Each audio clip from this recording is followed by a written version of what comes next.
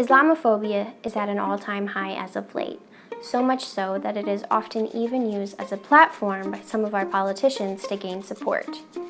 In the face of one of humanity's greatest tragedies, the Syrian civil war and the rise of ISIL, it is baffling that at best, we are desensitized to these atrocities and at worst, actively adding fuel to the fire by sharing hate speech on social media sites, to even physically threatening or harming our Arab and Muslim Americans. But how has it become this severe? Islamophobia is even more rampant today than it was after 9/11. On either end of the spectrum, either indifference or racism, there must be deep-rooted, highly influential perceptions to which we have been exposed that have made it easier for Islamophobia to rear its ugly head. And in our opinion, we're looking at you, mainstream media. Let's start from the beginning, your childhood. Aladdin, Alibaba and the 40 Thieves, Looney Tunes. What do these depictions have in common? The characters have swords, threatening expressions, and are seemingly about to cause harm. Sure, in every cartoon there's an evil villain, but while you may recall one evil lion, for every scar you were probably also exposed to Between the Lions, Madagascar, Chicago, The Lion, the Witch, and the Wardrobe, and of course, this guy. Most of these representing lions as just happy-go-lucky, funny animals that were encouraging children to befriend. But can we name as quickly a list of children's stories that represent Arabs and Muslims in a positive light in American mainstream media?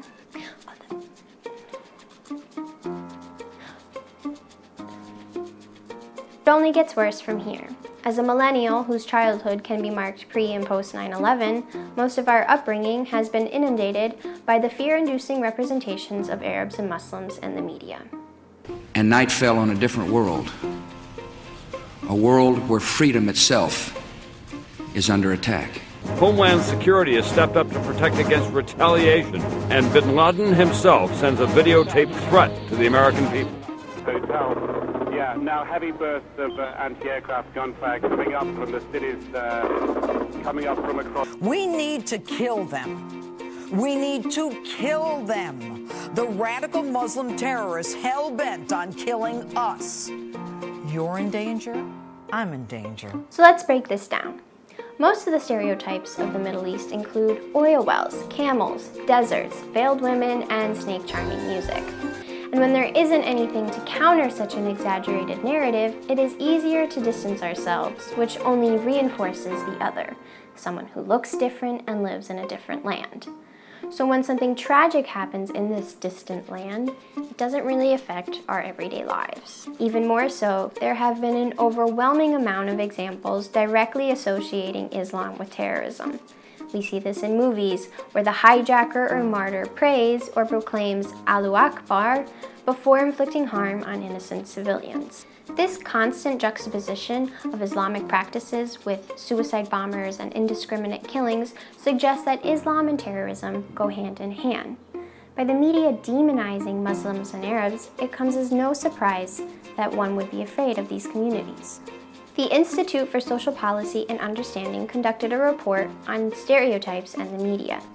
Research showed that prejudice and stereotyping reveal that the majority of stereotyping is tied to moral-based decision-making, which is driven by the emotional centers of the brain and not reason-based decision-making. The article discussed that oftentimes stereotypes consist of emotional responses to threats and the buildup of stress. Therefore, the act of stereotyping has been a method of alleviating the anxiety and stress from these threats. I recently conducted a research project on this issue and presented a collection of examples to the participants, many of which you have seen in this video. When asked whether or not participants felt affected by mainstream media representations of these communities, most stated no. However, when presented with these two images taken from the film American Sniper, two men, one Caucasian, one Arab, both with guns, and asked who they felt was the good guy and the bad guy, most stated that the Caucasian man was the good guy and the Arab man the bad one. So what does all of this say? In many ways, it says that your fear is understandable. The atrocities that ISIL have committed are unfathomable. However, But we have to ask you, how much of your fear has been triggered from ISIL's actions, and how much have the media and fear-mongering from demagogues played a role? Your fear is understandable in the sense that how could you not be afraid of a community when probably all you've ever seen of that culture or religion are the violent depictions in the media? Unfortunately, our nation has a long history of fear towards different communities. Different meaning anything other than this. And everything is black and white. Honey? But for every chapter in our history of fear, there has been propaganda to incite it.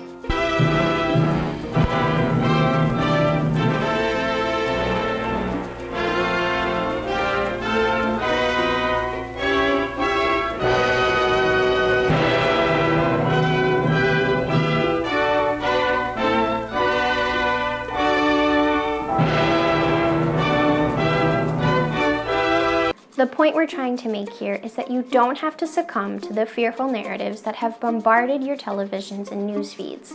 We don't have to let this be another chapter. If nothing else, the next time you see something that claims to represent Islam or the Middle East, ask yourself, who created this piece of media? Is it meant to make me feel afraid? And if so, do you think it's a fair representation of this community? If you're uncertain, don't worry. Our Turn is now providing 2 lifelines. Ask a Muslim audience or phone an Arab friend. We assure you that our Muslim and Arab friends can give you a much more accurate representation of their culture and religion. Remember that dentist guy who killed Cecil the lion? That sparked a lot of outrage, and rightfully so. That guy isn't. But maybe we felt so much remorse because through our media and pop culture, we have been taught to love animals. Wouldn't you say it's long overdue that the media do the same for our Arab and Muslim friends? Mother Teresa said, "If we have no peace, it is because we have forgotten we belong to each other."